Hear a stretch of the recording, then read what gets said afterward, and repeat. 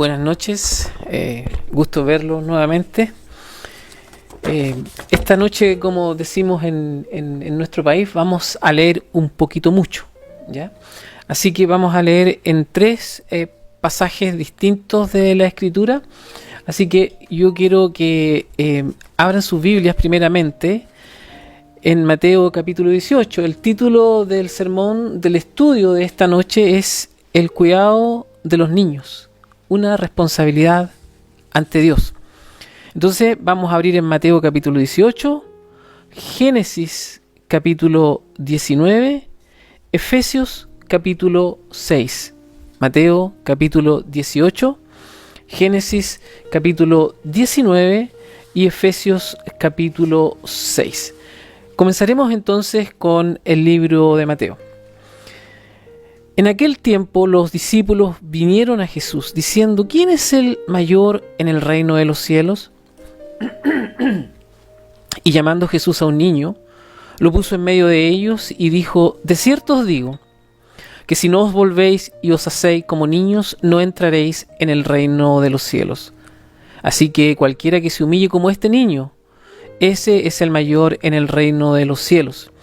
Y cualquiera que reciba en mi nombre a un niño como este, a mí me recibe.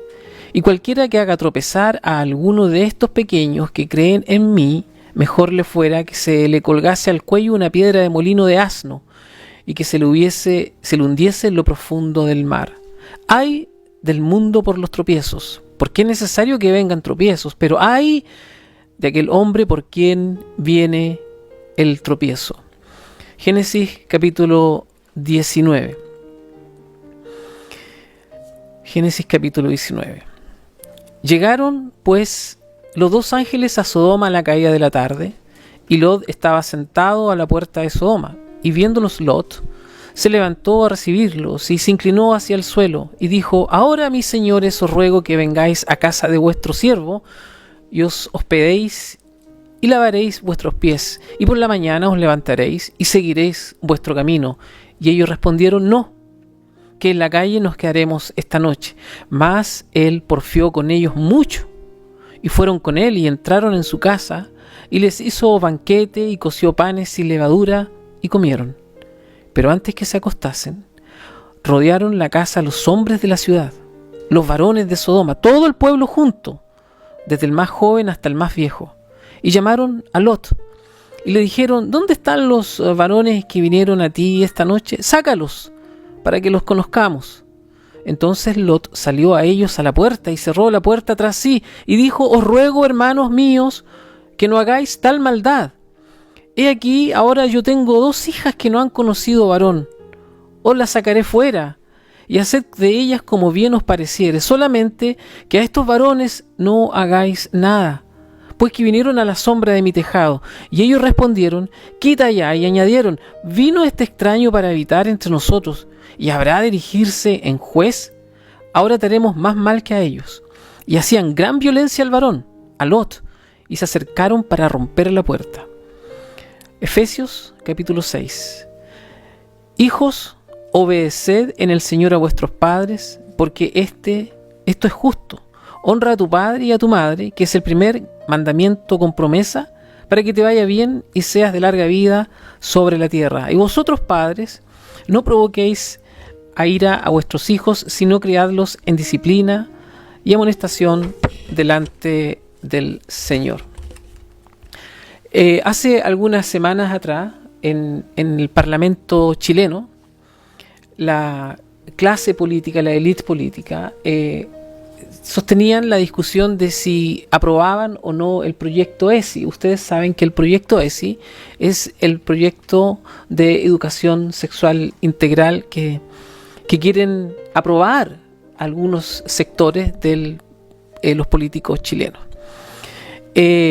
Alguno dirá: pero en Nueva Zelanda no tenemos eso. En Nueva Zelanda tenemos un proyecto similar que se llama Friendship and Sexuality.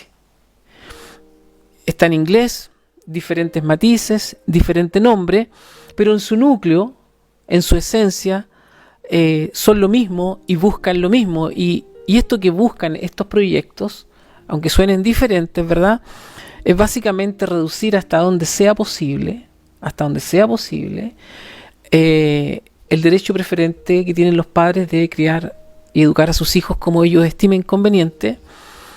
Y desgraciadamente también buscan la promoción por medio de la manipulación del lenguaje, buscan la promoción de la temprana sexualización de los niños. Si uno nos vamos atrás en el tiempo, al año 2016, el Movimiento de Liberación Homosexual chileno gana una demanda que interpuso ante la Corte Interamericana de Derechos Humanos, y el Estado de Chile perdió esa demanda, y la señora Bachelet, que era la presidenta en aquellos años, firma lo que se conoce como el Acuerdo de Solución Amistosa. Y es muy interesante porque en el artículo 6, o en su párrafo número 6, el documento dice como sigue: resguardar que el plan de formación ciudadana y el programa de sexualidad, actividad y género, junto con los protocolos y cartillas sobre inclusión y no discriminación, incluyan contenidos que aborden la diversidad sexual, complementarios a la base curricular nacional y los planes de estudio para los niveles de educación parvularia y escolar. Esta medida debe ser elaborada en 2016 y comenzar en ejecución ese mismo año. En lo que en la práctica esto significaba es que el Estado de Chile se obligaba a incorporar ese enfoque de género en las mallas curriculares del Ministerio de Educación como una política pública. Dicho de otra forma, la formación moral y afectiva de nuestros hijos, bueno, nosotros ya criamos, pero digamos de nuestros nietos, no es solo una cuestión privada del hogar y que debe girar en torno a los padres, sino que ahora el ojo del Estado eventualmente podría inmiscuirse en asuntos que no son de su competencia. Como pueden ver, esto es grave, y si ustedes se dan el tiempo de leer, de informarse respecto a la enorme cantidad de abusos que existen en el mundo en contra de los niños, tendrá que advertir que todas estas agendas, todo esto que se quiere implementar, redefinen aspectos fundamentales en la formación afectiva y moral de los niños. Y yo sé que esto molesta, yo sé que esto incomoda, pero antes de lanzar condenas por doquier y reaccionar con indignación, la pregunta que creo que es pertinente y que debemos hacernos es: nosotros como iglesia, como cristianos, la pregunta no es cuáles son las motivaciones políticas que están detrás de ellos, sino cuál es nuestra responsabilidad ante Dios. ¿Cuál es nuestra responsabilidad ante Dios?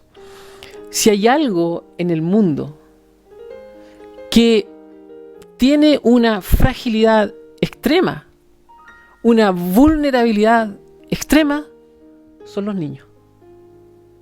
Todos hemos visto niños pequeños, todos los hemos visto crecer, todos los hemos visto desarrollarse, somos padres, ¿verdad? Algunos ya son abuelos, y podemos advertir que en vez de tratar a los hijos como sujetos de derecho, los hijos, los niños que nos rodean, los niños de la iglesia, los niños de la familia, debieran ser cuidados y resguardados en su integridad física y espiritual.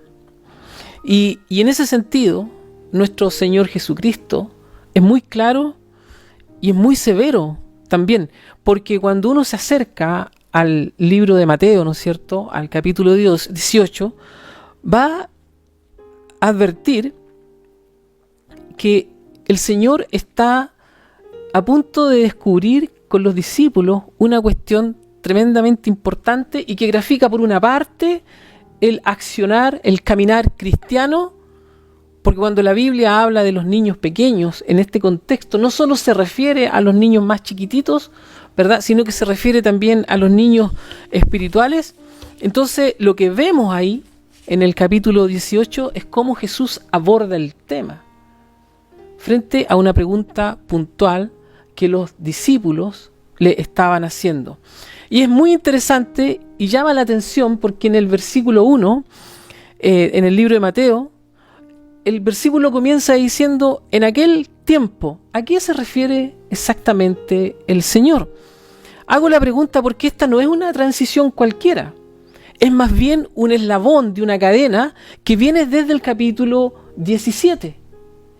Y en el capítulo 17, en los últimos versículos, el Señor les estaba diciendo que iba a ser entregado, que iba a ser crucificado, que iba a morir, que al tercer día iba a resucitar. Entonces, cuando uno lee el capítulo 18 en el primer versículo, estamos sobre la marcha de lo que el Señor Jesús les acababa de decir. Por eso que dice en aquel tiempo.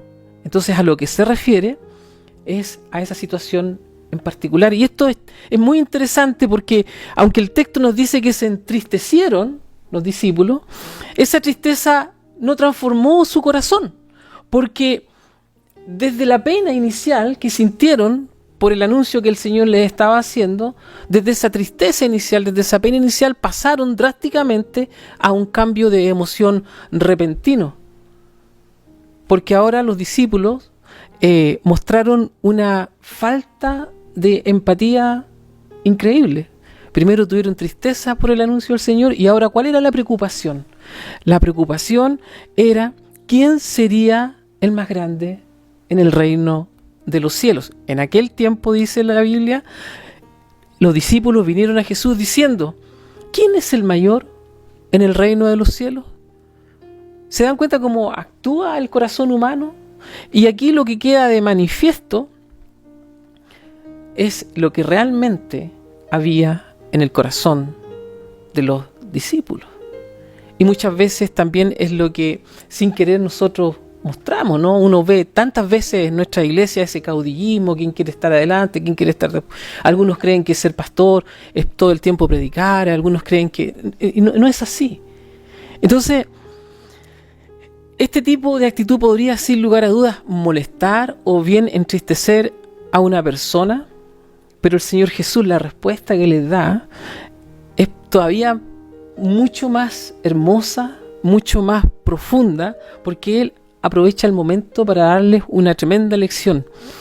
Él no les habla señalando una jerarquía, no les da una definición ni paráfrasis. Aquí simplemente ocurre algo extraordinario. El Señor llama a un niño pequeño. Lo llama y lo pone ahí al centro.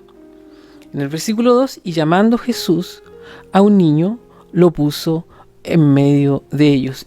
Y aquí es donde el Señor comienza a dar unas lecciones importantes. En primer lugar, al orgullo humano, en donde los tiempos, en donde las situaciones en el reino de Dios se manejan distinto. Ahora no sabemos qué edad tenía el niñito.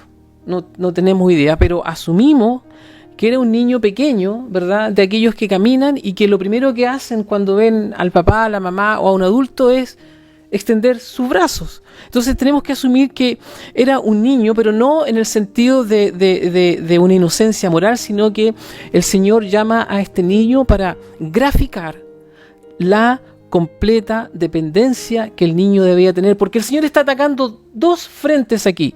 En primer lugar, está atacando el orgullo humano y además está graficando cómo debe ser el caminar del cristiano, cómo debe ser la vida del cristiano, y entonces para eso lo compara con un niño, porque cuando uno viene al Señor, uno también es un niño. Y como niño recién converso, uno debe ser capaz de mostrar lo que los niños pequeños muestran en relación a sus mayores. Y eso es no inocencia, eso es completa dependencia de sus mayores, y en este caso, los niños espirituales, completa dependencia del Señor Jesús.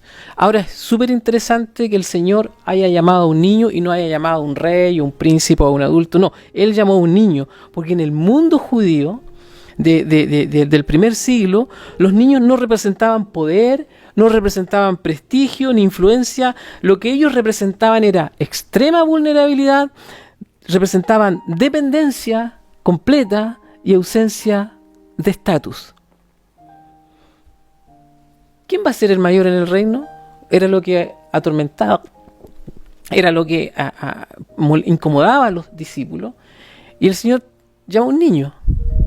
Básicamente está graficando lo que debe ser la vida del cristiano. Es interesante, es maravilloso, porque Jesús toma aquello para enseñar algo, toma aquello que no tiene peso social y lo coloca en el centro del reino. A un niño que debe ser completamente dependiente de sus adultos, de sus mayores, pero además un niño que es completamente vulnerable, un niño que es completamente frágil, porque así son los niños físicos, ¿verdad? Nuestros sobrinos, nuestros primos pequeños, pero también es así el cristiano cuando recién viene al Señor. Ahora, si uno continúa leyendo, se va a dar cuenta de que en el versículo 3 dice: de cierto os digo que si no os volvéis y hacéis como niños, no entraréis en el reino de los cielos. Y aquí el Señor quiere mostrar dos cuestiones inseparables. Lo primero que el Señor quiere mostrar es lo que dice ahí: si no os volvéis. Y lo segundo es si os hacéis como niños. Fíjese, ponga atención. Y llamando Jesús a un niño, lo puso en medio de ellos y dijo: de cierto os digo que si no os volvéis, es decir, si no hay un giro real, si no hay un cambio de dirección, si no hay una conversión que abandone la lógica de autoexaltación, entonces no va a poder entrar al reino de los cielos. Pero además dice: si os hacéis como niños. No se trata aquí de una pretendida inocencia moral, porque eso sería una contradicción bíblica, sino de una dependencia consciente, sumisa y necesaria. En otras palabras, el Señor está diciendo: si no renuncias a tu orgullo y no asumes una postura de total dependencia de Él, de Dios, no entrarás en el reino de los cielos. Ahora, el Señor, manteniendo, ¿verdad?, este paralelo entre el caminar cristiano, donde toma a un niño para ejemplificar cómo debe ser el cristiano frente a su Señor, y al mismo tiempo mostrando la fragilidad de un pequeño, en esa relación, en ese paralelo que el Señor está haciendo, nos lleva a algo realmente aún más increíble, pero no increíble porque sea difícil creerlo, sino increíble por la severidad de las palabras del Señor. Sigan pensando, sigan con esa estructura: un niño espiritual y un niño físico. Piensen en eso. Y dice, versículo 6, y cualquiera que haga tropezar a alguno de estos pequeños que creen en mí, mejor le fuera que se le colgase al cuello una piedra de molino de asno y que se le hundiese en lo profundo del mar. ¡Ay! Toda vez que usted lee un ay, hay un juicio, hay una sanción. ¡Ay del mundo por los tropiezos! Porque es necesario que vengan tropiezos, pero ay de aquel hombre por quien viene el tropiezo. Ahora, ¿qué es lo interesante aquí? Y que a mí realmente me encanta, si a usted le gusta el castellano como a mí me gusta, va a sentirse bendecido por la riqueza de nuestro lenguaje, porque si usted ese mismo versículo lo lee en la versión castellana de nuestra Biblia del año 1605, la palabra que usa no es tropezar. Usa una palabra distinta y que, a mi entender, en esta oportunidad refleja de mejor forma lo que el Señor Jesús estaba comunicándoles a sus discípulos. La palabra que la versión de la Biblia castellana de 1605 usa, no les voy a decir para no complicarlo en griego, pero la palabra en griego era escandalizare o escandalizar. ¿Y saben por qué esta palabra es clave, a mi entender, en todo el contexto? Porque cuando el Señor está diciendo que cualquiera que sea piedra de tropiezo o haga tropezar, dicho de otra manera, cualquiera, en la versión más antigua de la Biblia en castellano, cualquiera que escandalizare a uno de estos pequeños físicos, esos niños de verdad y esos niños espirituales, esta acción implica una acción altamente reñida con la moral. Esa es la idea. Con la ética, con la moral. La idea no es simplemente hacer que alguien tropiece accidentalmente. Esa no es simplemente la idea, sino más bien hacer que alguien caiga en pecado. La idea al usar esta palabra escandalizar, es inducir a la ruina espiritual de un niño, sea un niño físico o un niño espiritual. Es poner una trampa moral. Es decir, cuando alguien es motivo de tropiezo o escándalo a otro, lo que está ocurriendo es que hay una intencionalidad perversa e inmoral. Y la gravedad del asunto va en aumento por las palabras que el Señor agrega después. Esto es tan grave, hermano. Es tan serio, es tan profundo, que el Señor a renglón seguido les dice: y cualquiera que haga tropezar o escandalizare a alguno de estos pequeños que creen en mí, mejor le fuera que se le colgase al cuello una piedra de molino de asno y que se le hundiese en lo profundo del mar. ¡Ay! Del mundo por los tropiezos, pero es necesario que vengan tropiezos. Van a ocurrir. Pero ay del hombre por quien viene el tropiezo. Ay de aquel que es motivo de escándalo a uno de estos pequeños. ¿Por qué?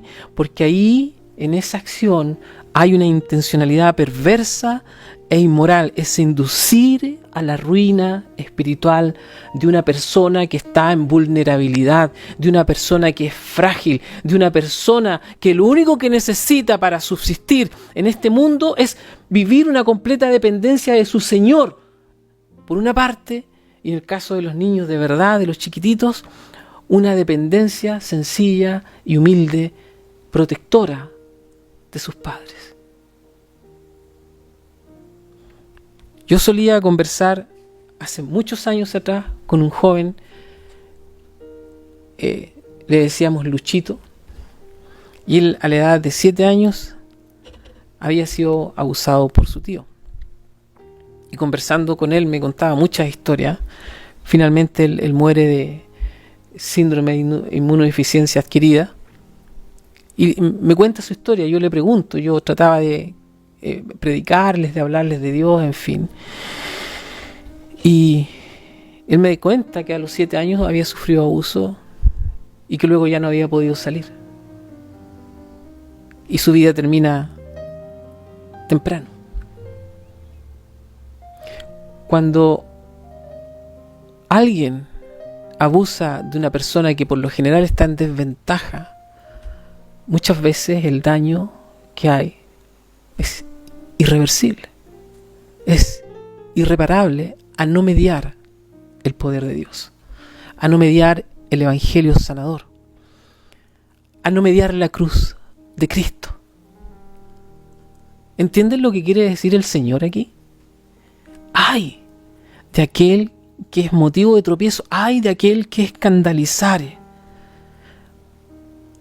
¡Ay de aquel que promueva la ruina espiritual de uno de estos pequeños! ¡Ay de aquel que intencionalmente, premeditadamente, promueva la perversidad y la inmoralidad en uno de estos pequeños! Mejor le fuera atarse una piedra de molino, ¿verdad?, y tirarse al río. Ahora, el Señor no está llamando al suicidio como algún lector descuidado podría suponer. Porque si usted lee, pareciera que está diciendo eso, ¿no? Dice, no entra, y cualquiera que reciba mi nombre, y cualquiera que haga tropezar a uno de estos pequeños que creen en mí, mejor le fuera, en el versículo 6, que se le colgase al cuello una piedra de molino de asno y se le hundiese en lo profundo del mar. Él no está diciendo suicídate, no está diciendo eso, es una contradicción. No está diciendo eso el Señor. Lo que tenemos que entender es que aquí hay una hipérbole. Aquí lo que está ocurriendo es que el Señor está usando el lenguaje intensificado, está usando el lenguaje amplificado para describir la gravedad del pecado, de aquel que escandaliza, de aquel que es piedra de tropiezo a otro. La gravedad del pecado, la seriedad y consecuencias de escandalizar, de dañar, de afectar a uno de estos pequeños físicos o espirituales que el Señor acoge en su reino. Eso es lo que está diciendo, y no exagera el Señor en esto con su lenguaje, porque el pecado merece la severidad de Dios, merece todo el peso de la ira de Dios, merece todo el peso de la justicia de Dios. Por eso que el Señor no escatima en usar estas figuras literarias para describir la gravedad del asunto, porque cuando el Señor dice eso, básicamente lo que está diciendo es que, mira, va a ser peor el juicio para ti que el que te lances al río con una piedra de molino atada a tu cuello. Porque lo que el Señor está hablando aquí es grave, es serio, y el Señor no exagera sin propósito. Su lenguaje es severo porque el pecado es severo. Escandalizar a un pequeño no es una falta menor, es atentar contra aquello que Cristo abraza.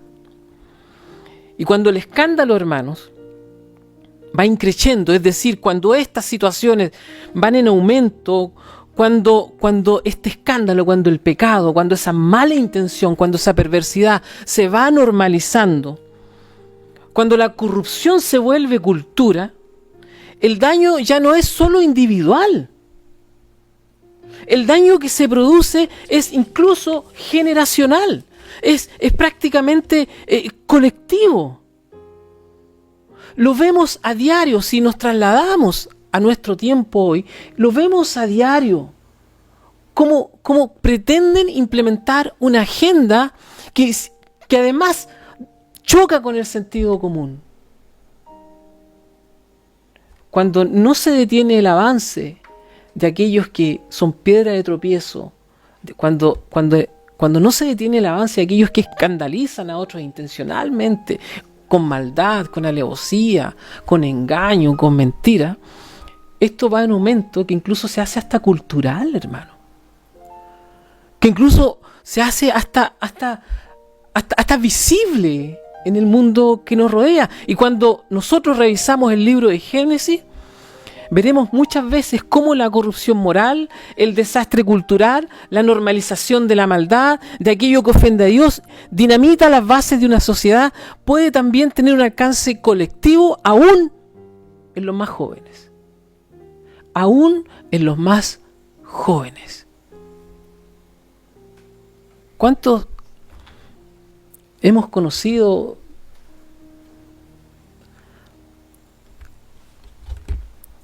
antiguamente? Cuando algo grave pasaba en una iglesia, normalmente se hablaba de un embarazo no deseado.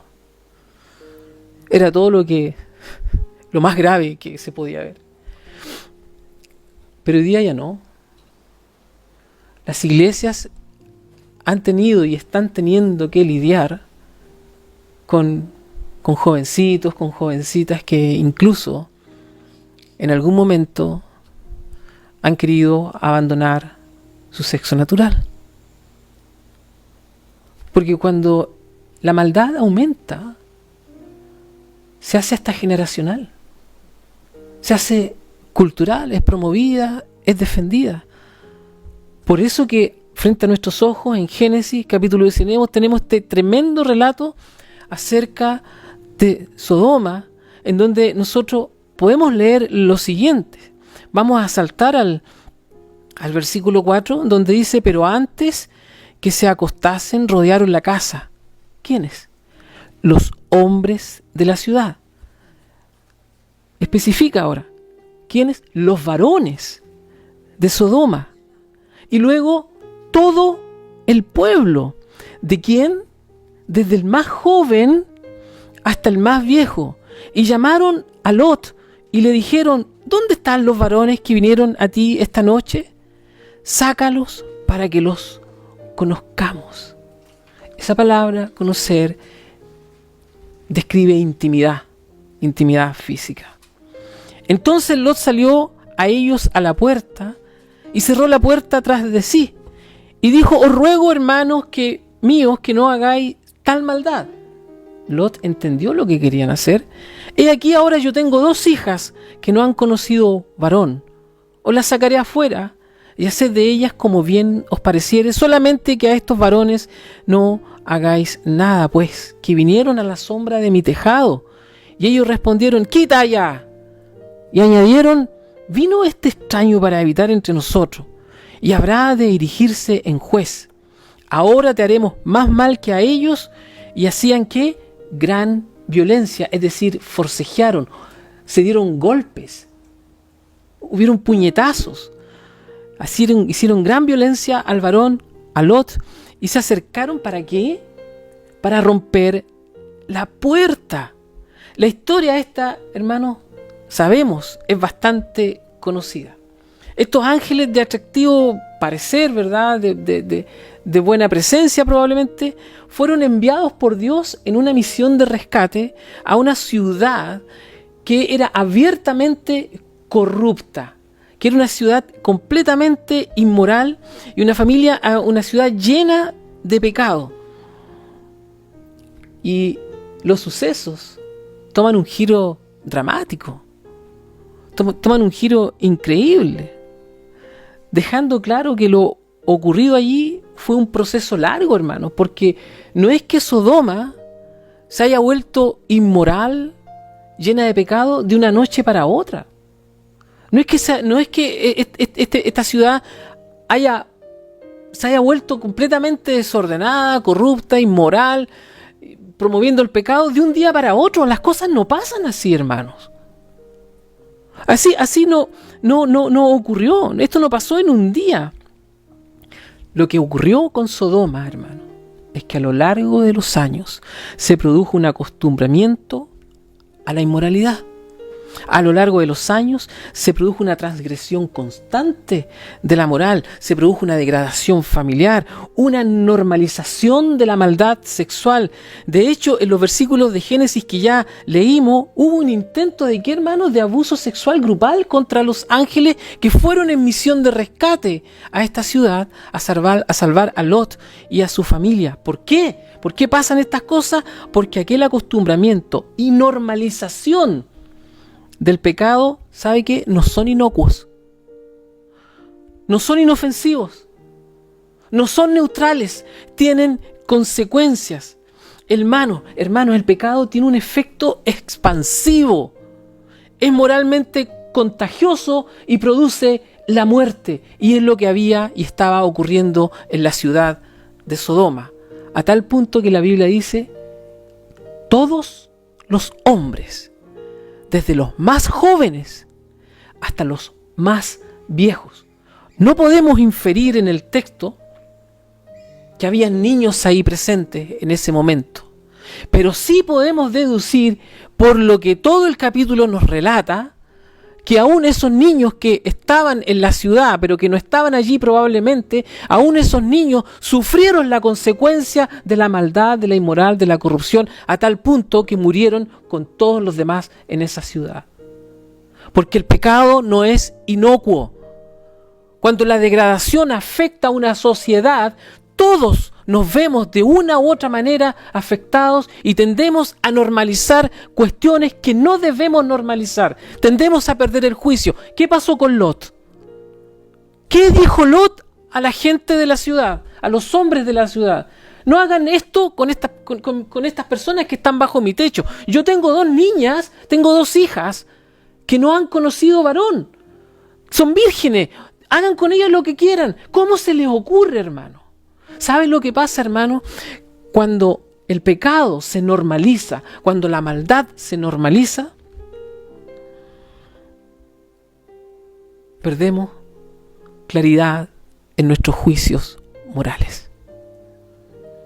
Y aquello que en un contexto normal, en un contexto cultural ordenado, en un contexto de justicia claro, aquello que sería impensado para cualquier padre, para cualquiera madre, en una situación así, en donde hay tal nivel de corrupción, tal nivel de maldad, eso se transforma en una opción. Hermanos, si el pecado tiene un efecto expansivo, es moralmente contagioso y produce muerte. Es tan grave la normalización del mal que ni los más pequeños escapan a su alcance. Por eso Jesús dice, ¡ay! ¡Ay de aquellos que son causa de tropiezo a estos pequeños! ¡Ay de aquellos que son escándalo para estos pequeños, sean chiquititos, niños de verdad, o sean niños espirituales! ¡Ay de aquellos! Mejor que se amarren una piedra de molino y se lancen al río, porque para ustedes en el día de juicio, el juicio será intolerable, insoportable. Por eso hay de aquellos que intencionalmente dañan la mente, espíritu y corazón de los más pequeños. Hay de aquellos. Hay de aquellos. Jesús no pudo haber usado palabras más severas. Pero antes que se acostasen, rodearon la casa los hombres de la ciudad, los varones de Sodoma, todo el pueblo, desde el más joven hasta el más viejo. Esto era generacional, esto era cultural. Y como dije antes, aunque no podemos inferir de que había niños pequeños, sí podemos deducir con claridad que ellos también fueron afectados y sufrieron en sus vidas la consecuencia de la maldad de una ciudad entera.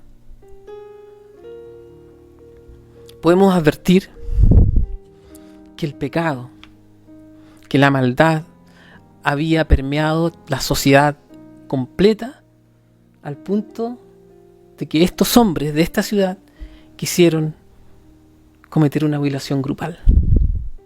La maldad, como podemos ver a partir del relato bíblico, no estaba oculta, al contrario, era promovida y defendida. Como quieren hacer políticos de aquí y políticos de allá. No van a su casa, por cierto. Lo hacen desde las escuelas. Lo hacen desde los liceos. Lo hacen desde la universidad.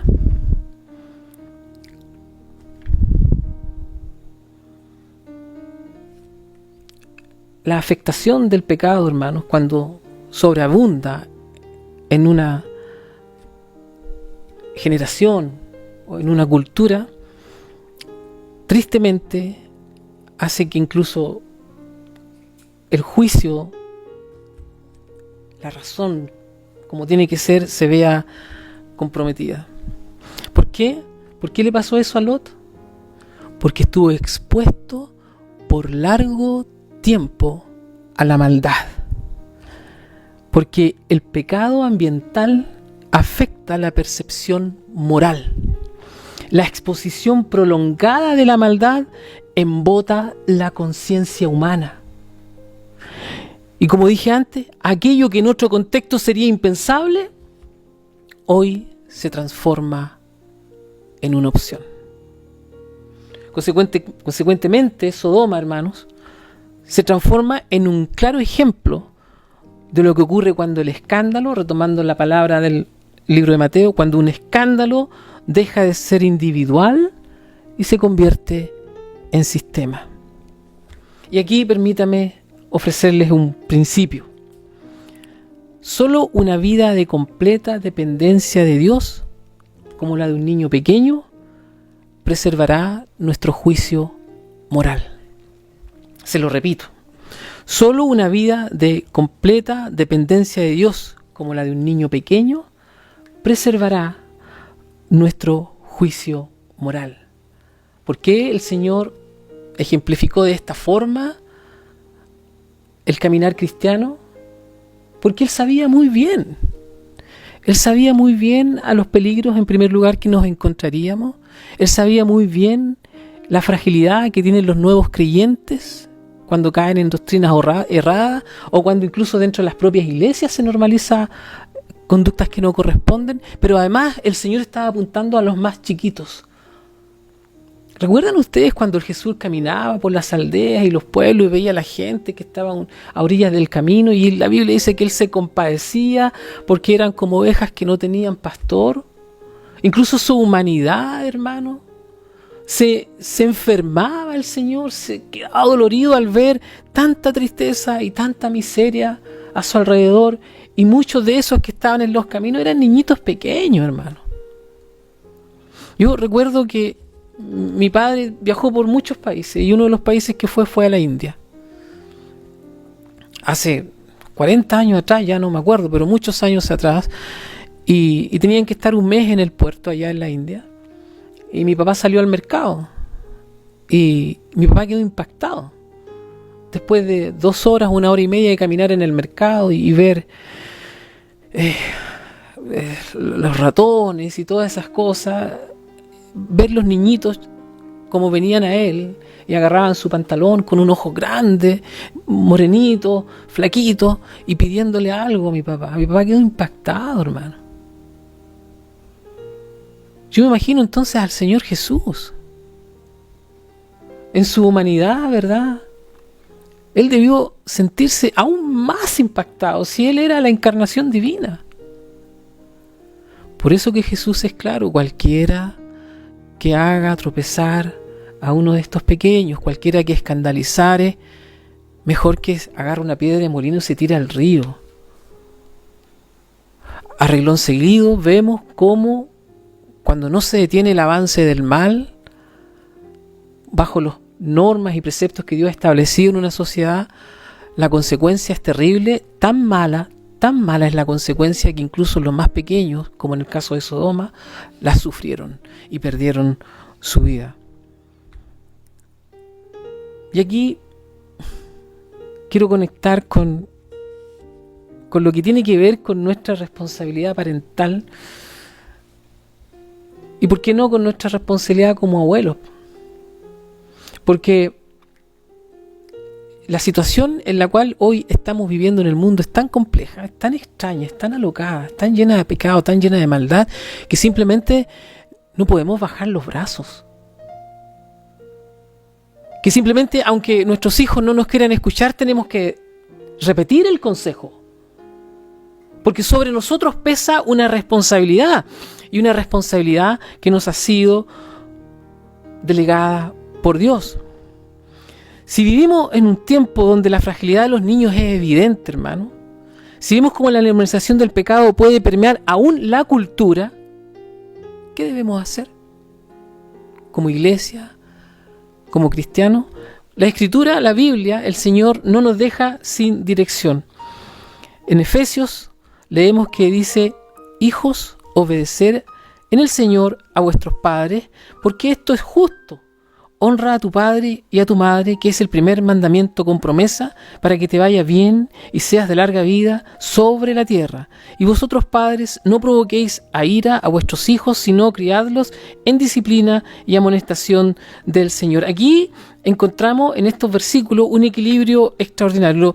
Lo primero que observamos en estos textos es que los hijos han de obedecer a sus padres. Y aquí, en ese sentido, los padres tienen una labor formativa importante, una labor pedagógica importante que cumplir. ¿Por qué razón? Porque los niños no nacen obedeciendo. Los niños no nacen obedeciendo. Los niños hay que enseñarles. A los niños hay que guiarlos. A los niños hay que disciplinarlos. Porque la obediencia a niños no es natural. Esa actitud tan deseada que queremos ver en nuestros hijos es solo posible por medio del entrenamiento, por medio de la plática, por medio de la enseñanza. Es una actitud que debe ser internalizada en el niño, pero a través de la enseñanza, a través de una disciplina constante, un entrenamiento, de tal modo que ellos solitos lleguen a obedecer, entendiendo que eso agrada al Señor. Les recuerdo, hay de aquellos que escandalizaren a un pequeño. Si no se detiene eso, el pecado puede hacerse generacional e incluso cultural. Y puesto que estamos envueltos en un mundo pecaminoso, el Señor a nosotros ahora nos dice qué es lo que tenemos que hacer en relación a nuestros hijos.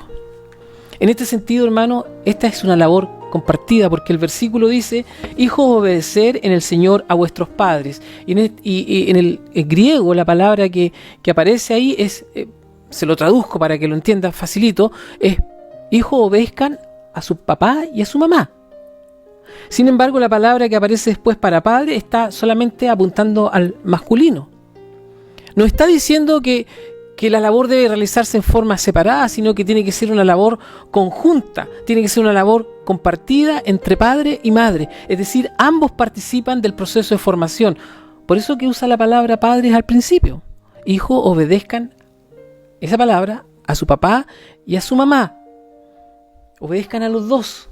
Pero esa acción debe ser promovida por los padres. En el versículo 4 vuelve a usar la palabra padre, solo que esta vez en el original griego dice papá. ¿Por qué? ¿Por qué usa esa palabra? Porque Dios ha querido que el hombre, en orden de creación, asuma no solo una labor formativa junto a la madre, sino que además establezca los límites necesarios que han de guiar al niño. Sigue siendo una labor de los dos.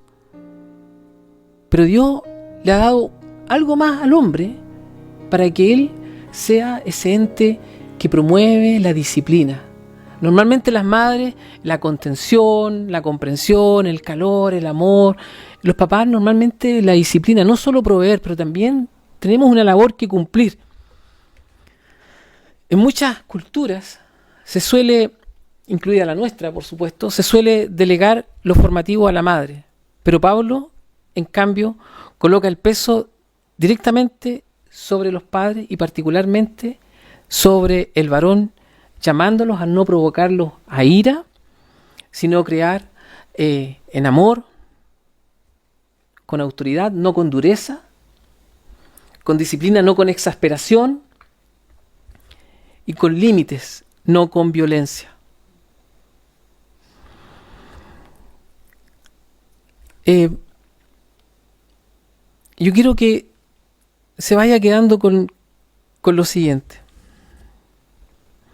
Nosotros no podemos delegar la formación espiritual al ambiente, la formación espiritual de nuestros hijos o nietos al ambiente, a la cultura.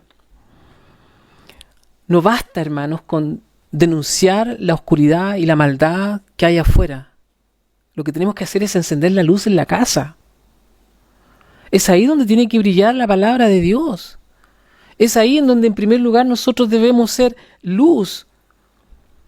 Porque si el pecado es contagioso, la piedad entonces también debe serlo. Solo una vida de verdadera dependencia de Dios, como la de un niño, preservará nuestro juicio y el corazón de nuestros hijos.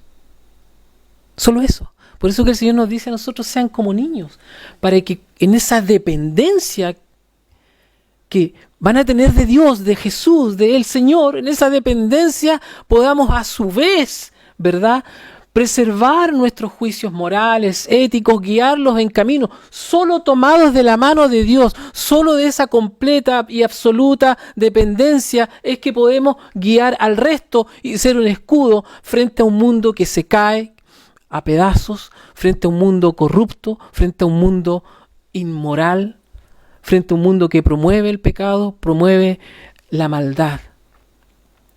Hermanos, que el Señor nos conceda la humildad, la firmeza y de formar una generación que no tropiece. Una generación que, viendo el ejemplo de nosotros de dependencia del Señor, finalmente también ellos dependan de Él y camine firmemente con Cristo. Y como hemos dicho tantas veces desde este lugar, el Señor en una oportunidad dijo: en el mundo tendréis aflicciones, pero confiad, porque yo he vencido al mundo. Que Dios nos ayude y tenga misericordia de nosotros. Amén. Hermano.